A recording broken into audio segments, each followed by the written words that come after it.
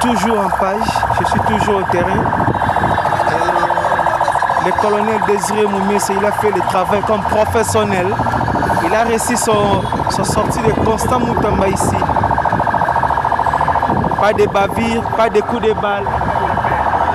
Donc kimia eza na mboka ma kimia tobimisi na malembe pe tozwe na malembe professionnalisme constant Colonel Numbi et Colonel Désiré Moumessa de la 14e région militaire bâton PEM.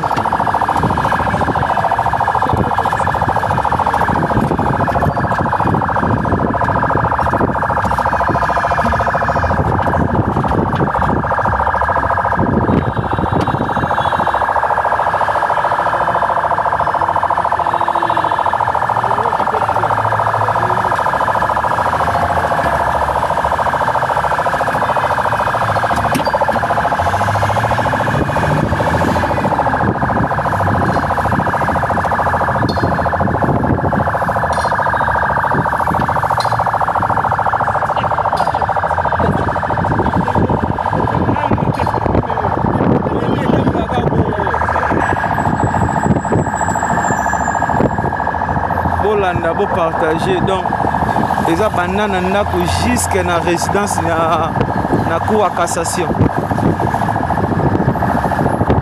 On parle d'accident ni de coup de balle ni gaz donc babimise et tant que professionnel il y a les musala na bango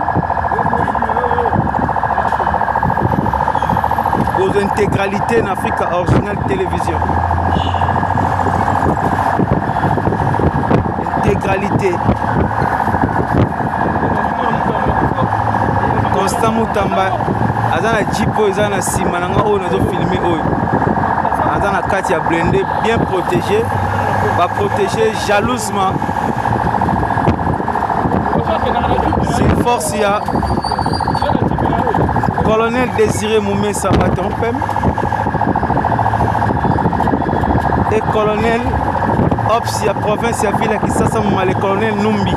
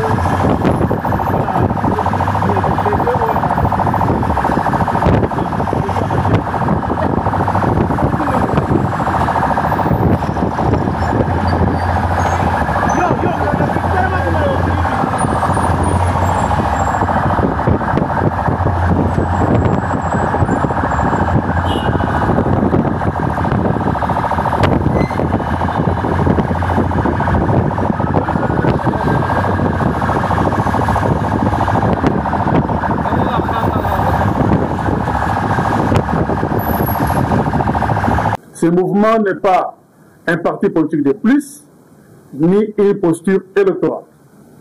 C'est un pacte de loyauté envers notre histoire, un pacte de responsabilité envers notre présent et un pacte de courage envers nos enfants. Il nous réunit avec notre passé culturel, historique et nous interpelle à rester soudés et bâtir ensemble pour un avenir radieux. C'est l'appel à rassembler les filles et les fils de la nation autour d'une mission sacrée, défendre notre souveraineté, protéger nos institutions et restaurer la dignité congolaise. Avec un regard rétrospectif, nous ne saurons ne pas saluer l'élan démocratique qu'a pris notre pays en organisant les différents processus électoraux, dont le plus récent est celui de 2023. Bien qu'il y ait des avancées majeures, d'énormes défis restent encore à surmonter pour consolider notre démocratie, entre autres, la tenue des élections au niveau local. La gouvernance locale reste le socle qui consolide la base de tout système démocratique, de la cohésion sociale et le développement durable. L'Est de notre pays est victime d'une guerre injuste à laquelle nous devons tous nous mobiliser derrière le chef de l'État, nos FARDC, pour lutter contre cette agression dont la prédation reste l'intérêt et la motivation de celle-ci. Nous profitons de cette tribune pour rendre un vibrant hommage à nos forces armées et forces de la politique pour leur dénouement à servir et défendre l'intégrité territoriale. Face aux préoccupations et défis majeurs évoqués ci-dessus, le camp de la République se mobilise, s'inscrit dans la vision du chef de l'État, Félix-Antoine Tshisekedi Tshilombo, et compte apporter sa contribution pour trouver un issue favorable.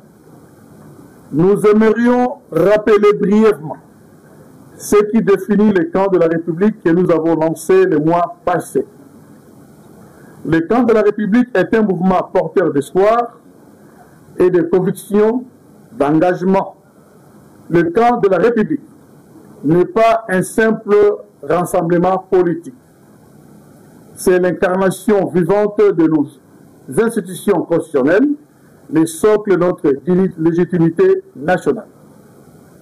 Le camp de la République est né d'une volonté claire, rassembler les filles et fils de la République autour d'une mission sacrée, celle de défendre notre nation, de la préserver devant des divisions. Le camp de la République s'élève pour réaffirmer que l'unité n'est pas une option, mais une nécessité.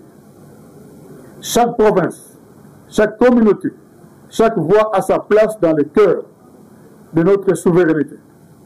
Ensemble, nous formons les remparts contre la fragmentation, unis pour que notre République tienne debout, fière et inviolable.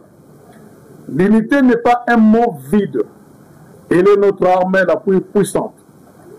Nous sommes ici pour protéger nos institutions, nos enfants, notre terre et défendre notre dignité. Cette dignité, trop souvent bafouée, trop souvent marchandée, est notre bien le plus précieux. Il appartient à chaque Congolais, sans distinction ni condition. Nous croyons à la stabilité, une stabilité construite sur l'équité, la transparence et le respect de notre Constitution. Le camp de la République est la voix de ceux qui refusent la manipulation, les dérives et la balkanisation du pays. Nous disons oui à la protection de la République, oui à la légitimité de nos institutions, oui à une stabilité forte et durable. Car la vie démocratique du Congo et ce pays béni ne peut pas être une terre de conflit éternel. Ce que nous proposons, c'est un nouveau pacte. un pacte de loyauté envers la République, un pacte de responsabilité envers l'histoire, un pacte de courage envers les générations futures. Après avoir rappelé la vision et la mission du camp de la République, nous aimerions saluer avec force et respect la feuille de route dévoilée par la CENCO-DCC, la plateforme de confessions religieuses et la coalition interconfessionnelle pour la nation. Leur initiative est un souffle d'espérance dans un contexte où les armes parlent plus fort que les lois, où les frontières sont violées et où nos communautés sont fracturées. Nous saluons l'option levée par le chef de l'État, Félix Antoine Tshisekedi Tshilombo, homme de dialogue, de se servir de cet instrument pour rassembler les Congolaises et les Congolais et les réunir autour d'un idéal commun. La feuille de route dévoilée par la CENCO, l'ECC, la plateforme de confessions religieuses et la coalition interconfessionnelle pour la nation est un acte de foi à notre avenir. Elle ne propose pas seulement un dialogue, mais elle trace un chemin vers la réconciliation, la justice et la reconstruction. Nous saluons les 4 piliers de cette démarche. Premier pilier, le mois de la paix. C'est un temps de prière, de pardon et de décrispation. Durant cette période, un culte écuménique national sera organisé, même dans les zones sous occupation. Une pastorale de la paix sera menée pour s'aimer la fraternité et la non-violence. Un plaidoyer de haut niveau sera mené pour un cessez-le-feu immédiat et une mobilisation morale de la nation. Deuxième pilier, le dialogue des experts. C'est un espace de réflexion technique et stratégique. Des chercheurs, universitaires et techniciens, y compris de la diaspora, se rencontreront, échangeront pour penser la gouvernance, la sécurité, la justice, les ressources naturelles et la coopération régionale. Ce dialogue sera une base intellectuelle pour un pacte social et crédible. Troisième pilier, le dialogue politique. Ce dialogue est envisagé comme un forum inclusif, sans contenu préétabli. Majorité, opposition, société civile, autorité traditionnelle, diaspora se mettront autour d'une même table pour discuter de l'avenir de notre pays. Ce dialogue politique inclusif devra déboucher sur un compromis patriotique fondé sur l'écoute, la vérité et la volonté de bâtir la nation ensemble. Quatrième pilier, une conférence internationale. Une conférence internationale lancera un double appel à la paix et au bien vivre ensemble dans les Grands Lacs, au lancement de la reconstruction post-conflit. Un plaidoyer de haut niveau sera mené sous la coordination d'un secrétariat technique et sous le leadership du chef de l'État, son Excellence Félix Antoine Tshisekedi Tshilombo. Mes chers compatriotes, honorables sénateurs, honorables députés, le camp de la République s'inscrit pleinement dans cette dynamique. Nous croyons que la paix ne se décrète pas, elle se construit. Et cette construction exige une alliance entre la spiritualité, la technicité et la volonté politique. Nous proposons que le camp de la République soit un catalyseur de cette alliance, un espace de convergence entre les aspirations populaires et les exigences institutionnelles, un socle moral pour refonder notre contrat social. Nous disons avec force oui à un cessez-le-feu immédiat, oui à une justice restauratrice et équitable, oui à une gouvernance transparente et responsable, oui à une reconstruction financée par un pacte international de solidarité. Le camp de la République n'est pas un slogan, c'est une posture morale. C'est l'incarnation vivante de notre souveraineté. C'est l'appel à une République debout, unie et inviolable. nous tendons la main à tous les acteurs politiques, à la société civile, à la diaspora, pour que nous formions ensemble le rempart contre la fragmentation. Que nous soyons les bâtisseurs d'un nouveau contrat social fondé sur la vérité, la mémoire et la réconciliation. Ensemble, faisons de ce dialogue une renaissance. Ensemble, faisons de la République une promesse technique. Au nom du camp de la République, je vous remercie. Quand vous parlez de l'opposition armée, mais oui, ce sont cette opposition armée, il y a des Congolais. Nous sommes partis à Saint-Titi en 2001, 2002, 2003. Et c'est grâce à ça que nous avons d'ailleurs la Constitution, que d'autres appellent des belligérants, que nous avons eu cette formule 1+4, mais qui sont aujourd'hui, ne nous cachons pas la face, qui sont aujourd'hui aux affaires. Ce ne sont pas les anciens seigneurs de guerre. Oui. Hein? Pourquoi vous voulez jouer à l'hypocrisie? Ce ne sont pas les anciens seigneurs de guerre qui sont aujourd'hui aux affaires comme membres du gouvernement. Arrêtons d'être hypocrites. Donc, moi, je suis pour que ceux-là qui ont pris les armes puissent revenir à la raison, puissent demander pardon, comme les autres l'ont fait. On a connu ici beaucoup d'histoires. Hein? On a accusé beaucoup de gens ici, ils ont mangé les pygmées, et ainsi de suite. Mais aujourd'hui, au nom de la paix, au nom du pardon, ils sont là. Il ne faut pas être hypocrite. Nous ne voyons pas la face. Donc, le dialogue est très important pour nous, les cadres de la République, au nom de la paix, et nous devons tous nous unir pour que la paix règne éternellement. Quand vous parlez de milliers de morts, mais c'est normal, quand il y a une guerre, il y a toujours des morts, il y a toujours des innocents. Et ceux-là qui sont avec nous aujourd'hui, Dieu merci pour nous, acteurs du cadre de la République, nous n'avons jamais pris les armes, malgré la persécution qu'on a eue dans le passé. Nous avons toujours milité avec l'actuel président Tshisekedi, son père, ainsi de suite, d'autres camarades, pour une lutte démocratique. Mais aujourd'hui, regardez, qui sont autour du président Tshisekedi. Ce ne sont pas ceux-là qui ont pris les armes hier, qui ont tué hier, qui ont massacré hier. Et pourquoi vous voulez jouer à l'hypocrisie? Vous savez que le dialogue, depuis nos ancêtres, a toujours existé. Là-bas par là, on doit parler. Et c'est pourquoi le camp de la République soutient la feuille de route que nos pères spirituels ont proposée. Et nous la soutenons pour que demain, nous puissions vivre une paix durable. Notre démarche est de faire en sorte que la République vive en paix. Demain, nous passerons, mais nos enfants, nous avons petits-enfants, vivront au combat dans ce pays-ci. Nous avons aujourd'hui un problème sérieux avec nos voisins qui manipulent les Congolais au nom de nos richesses. Alors, il faut que tout cela cesse. Et pour que ça cesse, on doit dialoguer. Parce que nous sommes des frères, nous sommes des sœurs. Je crois que la première et la deuxième question, c'est la même chose. Le camp de la République, je réponds maintenant à Richard d'Ouragan, qui dit que le président Tshisekedi est ouvert au dialogue.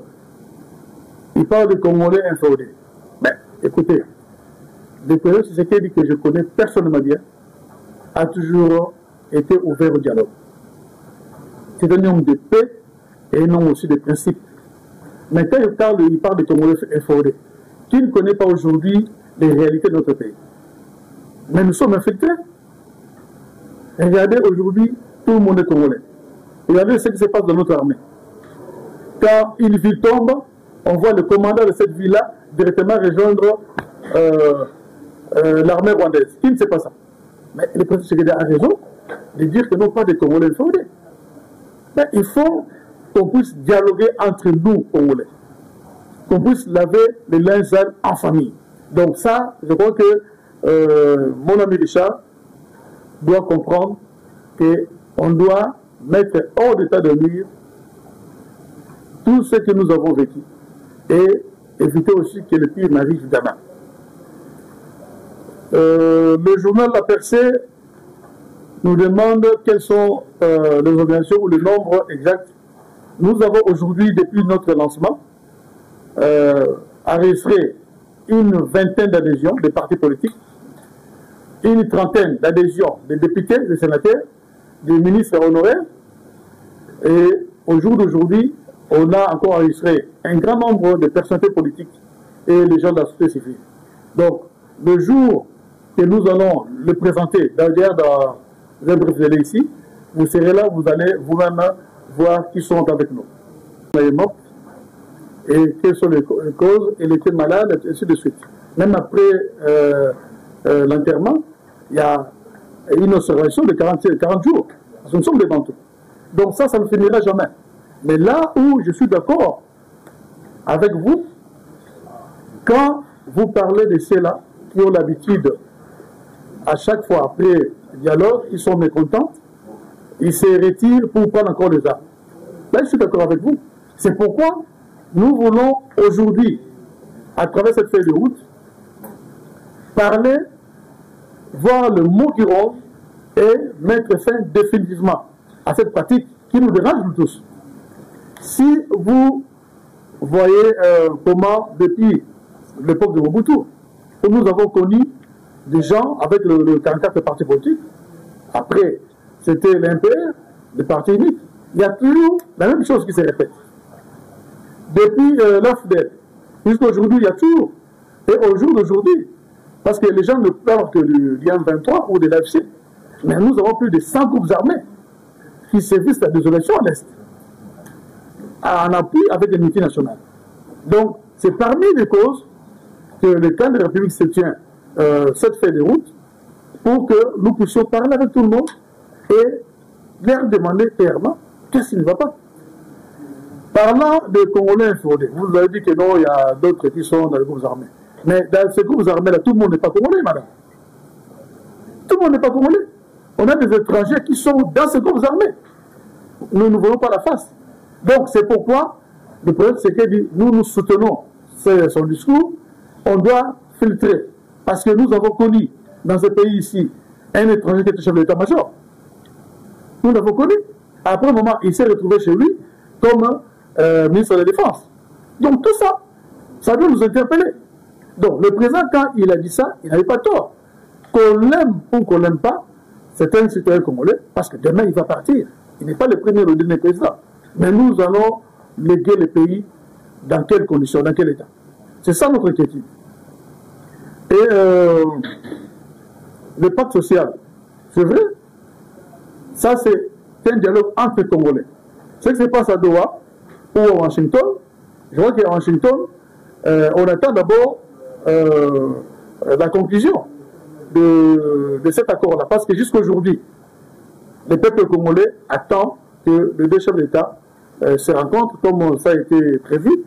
Après, on va voir. Ben, ce que le confession religieuse ont proposé, c'est un pacte social pour la paix et la réconciliation. C'est entre Congolais. Parce que le président doit parler avec son peuple. Le président doit parler avec les acteurs politiques. Donc ça n'a rien à voir avec Doha, ni avec Washington. Parce que Washington, c'est avec le pays voisin, c'est beaucoup plus. Et puis, il y a aussi l'aspect économique. Mais ici, c'est que les évêques ont proposé, c'est beaucoup plus pour la paix et dialoguer entre Congolais. Blaise Okapi, nous faisons déjà de pro-dialogue. Blaise Okapi nous fait déjà de pro-dialogue. Donc j'ai répondu à Madame Pamela, le dialogue a toujours existé et existera toujours. Donc nous sommes là pour la paix. Nous sommes là pour l'unité. Et comme on a dit là, le camp de la République unis pour défendre la République. Donc nous sommes là pour que le pays puisse vivre en paix. Mobutu, qu'on l'aime ou qu'on l'aime pas, il avait quand même fait un effort pour que nous puissions vivre pendant 32 ans. Donc il y avait la paix qui régnait. Comprenez qu'il nous faut aussi cet amour de la République.